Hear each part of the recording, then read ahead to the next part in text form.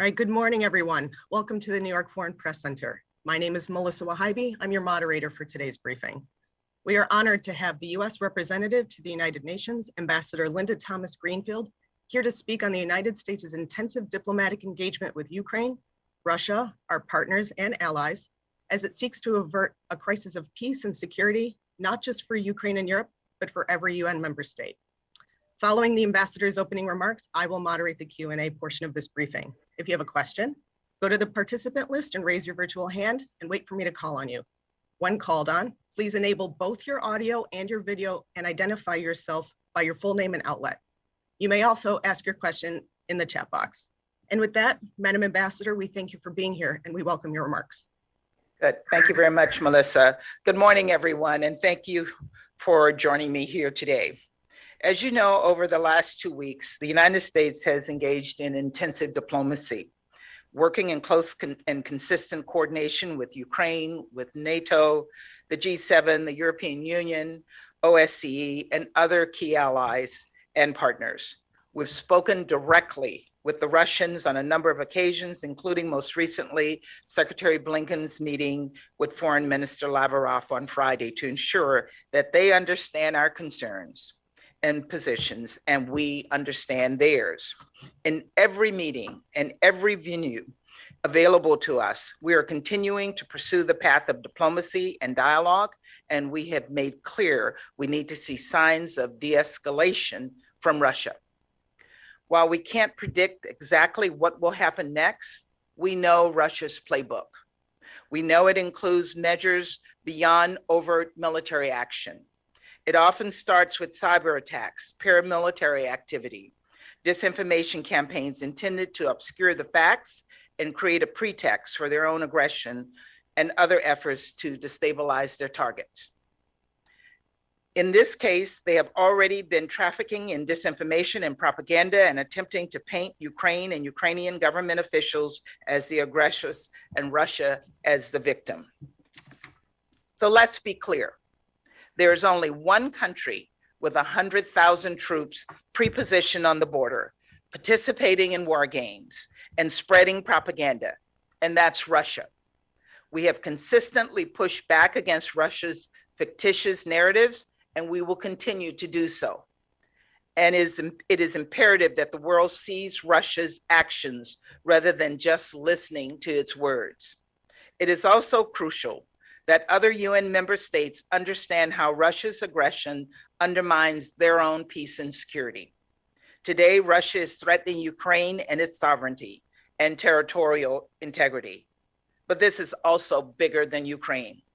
Russia's actions undermine the foundational principles enshrined in the UN Charter. These are principles to which we have collectively and freely agreed in order to maintain global peace and security. Specifically, UN member states have all agreed that one nation cannot simply change the borders of another by force, nor can one nation dictate to another its choices, its alliances, its partnerships under threat of violence. If Russia further invades Ukraine, it would strike at the very heart of the UN Charter. And it would, to use Secretary Blinken's phrase last week, open up a Pandora's box of concerns for all of us. Russia's actions toward Ukraine are not only a regional issue, they impact every UN member state. And we must be prepared to stand together in unity and solidarity should Russia defy the shared values and principles that undergird our international system. Thank you, and with that, I'm looking forward to your questions. Thank you, Madam Ambassador. Our first question will go to Dmitry with Inter TV Ukraine. Dmitry, please go ahead and enable your camera and your audio. Oh, yes, ma'am. You do hear me? Yes, we can hear you. Lovely. Madam Ambassador, thank you so very much for this chance to get the first-hand information and first-hand answers. I got two short questions, please. Firstly, there are a lot of speculations around the statement you made.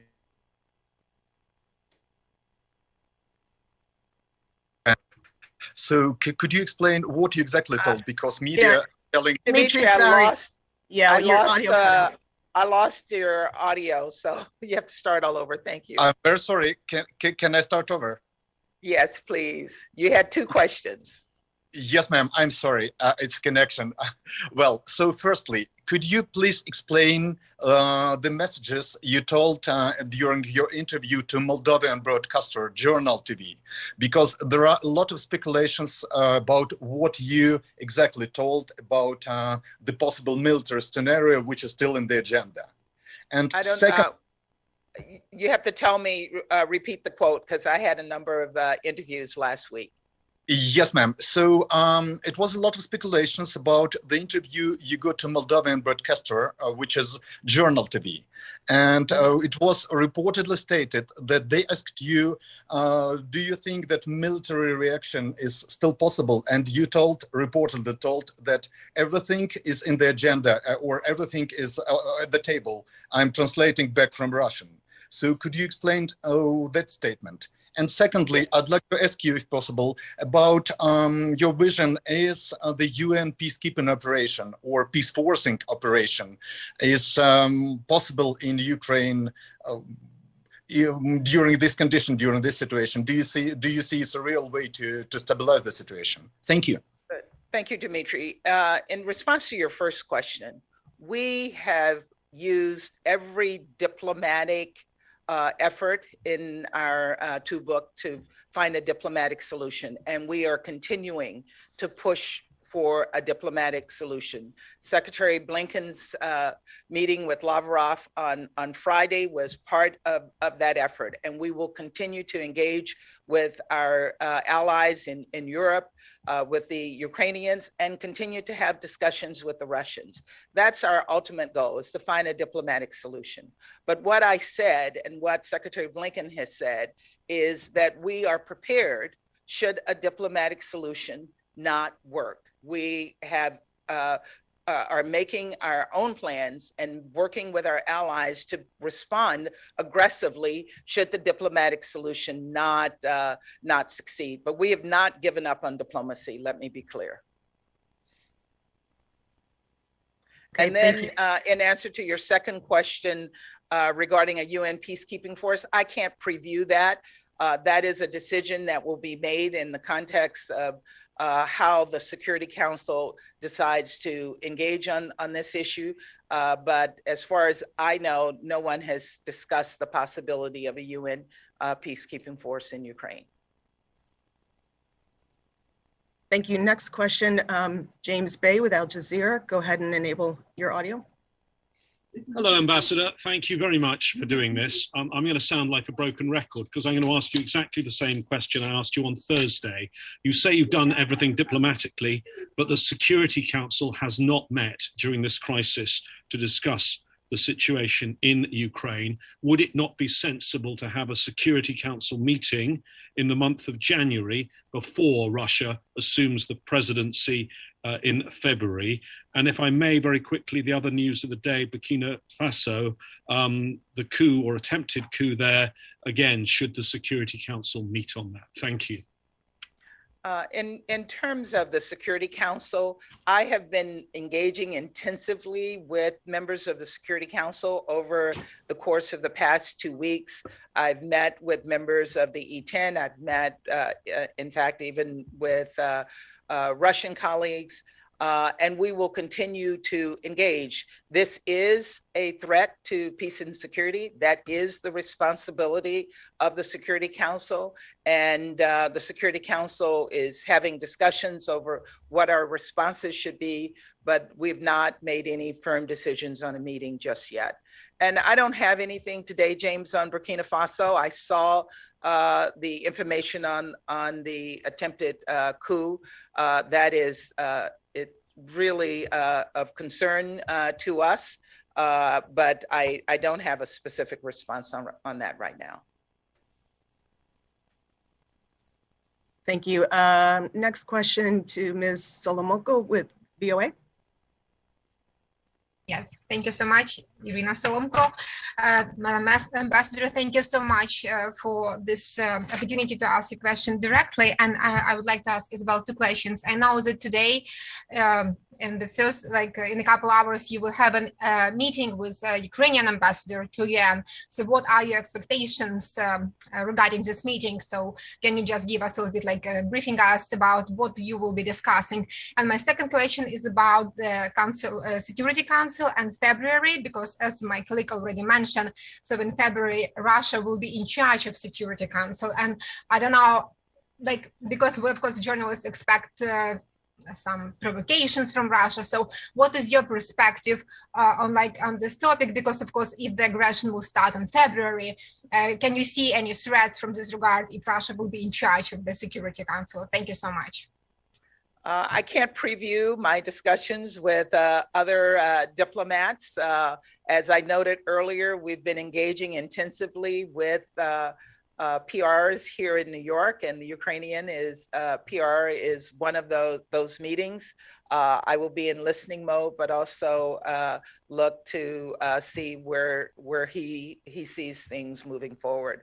And then in terms of the Security Council, should Russia make the unfortunate move of further invading Ukraine, it is a threat to peace and security. The fact that the Russians are building up along the border and threatening Ukraine is a threat to peace and security. And that is what the Security Council is there for, to address those issues. So the fact of Russia being president of the Security Council in February does not change the fact that the Security Council will have responsibilities to respond to the situation.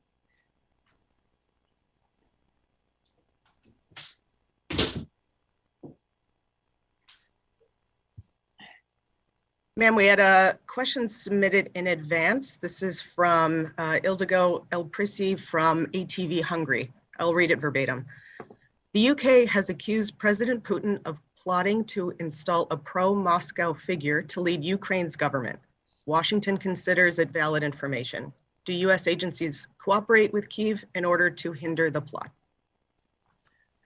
I've seen these reports in the press. And this is part of the Russian playbook. This is how they do things. So again, this is something that we're watching very, very closely, but I can't comment on the UK report.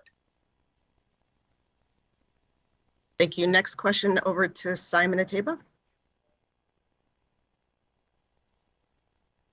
Yes, thank you, Ambassador, and thank you for taking my question. This is Simon Ateba with Today News Africa in Washington, D.C. Late last year, President Biden pulled U.S. troops from Afghanistan. The president said it wasn't in the national interest of the U.S. to remain in Afghanistan and spend trillions of dollars. And I'm wondering if the U.S. is prepared to go to war with Russia, if the U.S. is prepared for a World War III with a superpower. And if the economic sanction will have an impact, we've seen those economic sanctions in Africa and different places that have no impact on the people in power, but have impact maybe on the economy and the people, the impoverished people in the countries. And I know you said you don't have anything to say on Burkina Faso, where the president was overthrown a few hours ago. But that's the third president in West Africa that's been overthrown over the past 8 months. Do you have any reaction? Thank you. In terms of your question about whether we're going to go for World War III, we are focused intensely on finding a diplomatic solution to this crisis. We have not given up on a diplomatic solution, and we continue to engage with our allies and our partners with a unified voice to the Russians that de-escalation is the best choice that they can make. And we're hopeful that we will succeed in de-escalation, but should the Russians go for confrontation, we will respond aggressively in terms of sanctions on their economy that will have an impact, not just as you seem to imply that it's on the people, but it will be on the leaders there, and they will feel that impact. And hopefully that will encourage them to come back to the diplomatic table and find a better way forward. We have heard their concerns about their security, and we have shared with them our concerns about our security and the security of our European colleagues. And we want to find a solution at the negotiating and diplomatic table and not a full-fledged confrontation, as you imply. And on Burkina Faso, again, it is very concerning to us that this is, as you noted, a third coup in West Africa. I will say that ECOWAS, the regional organization, has been extremely responsive and strong and unified in their responses to these coups. And we will look to work with them and others in the region to address this. Thank you. Next question to David with Politico. Thanks so much, Madam Ambassador. Thanks for being with us, and hello from Brussels. I wonder if we could return to the question of the Security Council involvement here, and wonder if, in your view, should there be a renewed military conflict involving Russia, if Russia, in your view, should then abstain under Article 27.3 of the UN Charter from voting in any Security Council discussion on that? And if, for that matter, Russia were to say that its military action was in response to a refusal by the US to sufficiently answer security demands, if then similarly you would view the United States as willing to abstain in that kind of discussion as a party to this dispute. And if the two of the P5 are in this kind of dispute and don't abstain, your thoughts on the credibility for the UN going forward in fulfilling its mission to keep peace? Thank you. Just very broadly and generally, our view is that we will engage in the Security Council on this issue. And the veto power of a single country is not going to be at odds with our ability to expose what the Russians have done. They cannot use a veto power to stop the Security Council from having a broad discussion and countering their misinformation and propaganda campaign that they've used, not just here in New York, but across the globe. And that is our hope in terms of how we deal with this in the Security Council.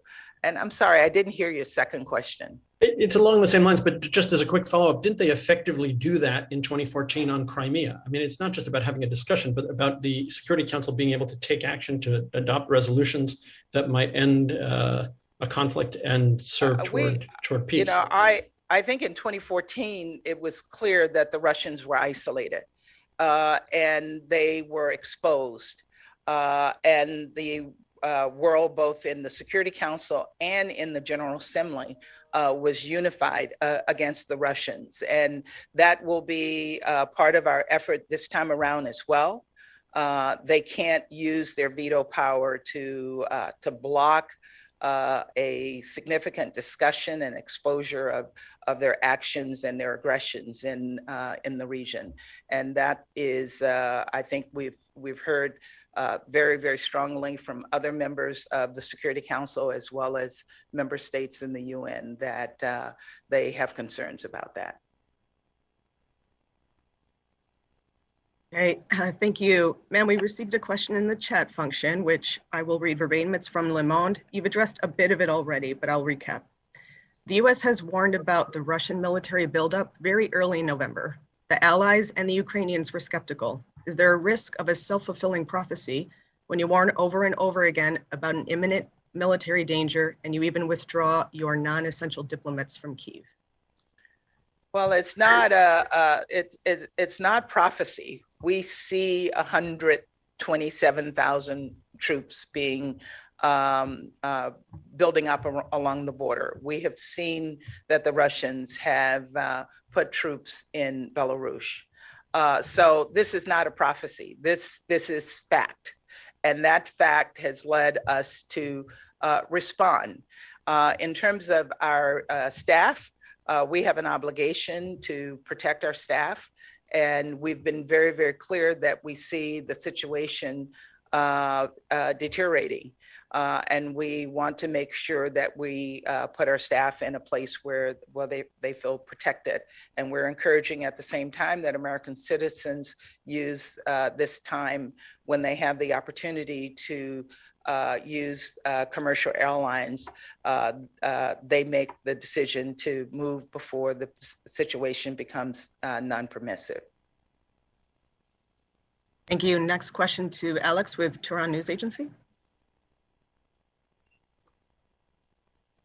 Yes, thank you, Melissa. And Ambassador, great to see you, albeit virtually. My name is Alex Rafoğlu. I'm from Tehran News Agency of Azerbaijan. Let me start with a question of sanctions, since we are all focused on deterrence these days. Should the sanctions be a punitive matter after the fact or a preventative matter before the fact, in your opinion? And my second question, Ukraine seems to have some support from the West, but it also does need, partners in peace in the region, particularly among the, post-Soviet, countries. I'm old enough to remember how leaders from Georgia, Poland, and Moldova, along with the US, showed up, in Ukraine during the difficult times last decade. Is the US or the UN in a position to consolidate support in the region as well? Thank you so much.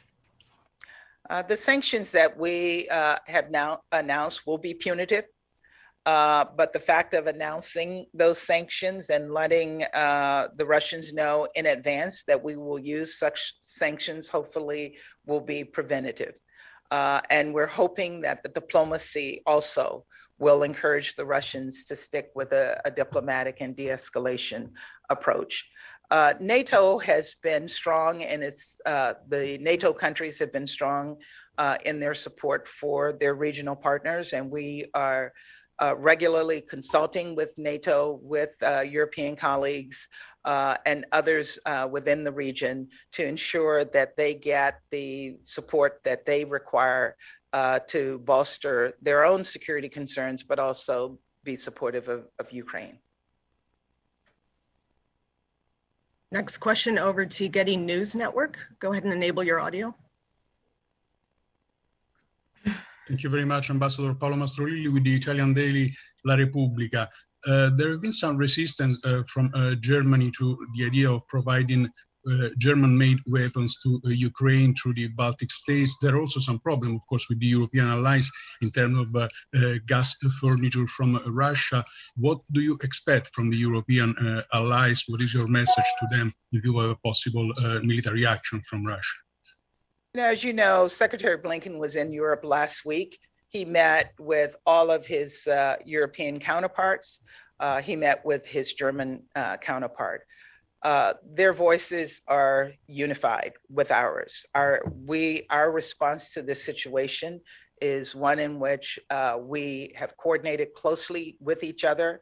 And as President Biden has said regularly, there are no discussions about Europe without Europe, and no discussions about NATO without NATO, no discussions about Ukraine without Ukraine. And that's why we have had such intense engagements with our German and other European colleagues on these issues. So I think there's no question that we will respond aggressively to any new Russian incursions into Ukraine. And that message is coming strongly across the entire alliance. Thank you, Paolo. Thank you, ma'am. Our last question, we have time for one more. We'll go to Kimberly Dozier with Time Magazine. Thank you very much. Along that line about acting as a united front, if Russia engages in a cyber attack, if it engages in something less than sending one Russian troop over the border, or if it employs little green men again, what is the trigger point that unites the US and NATO in getting Germany to pull out of Nord Stream 2 or enacting an escalating series of sanctions that Secretary Blinken said on Sunday so far he wants to hold off on? Thank you.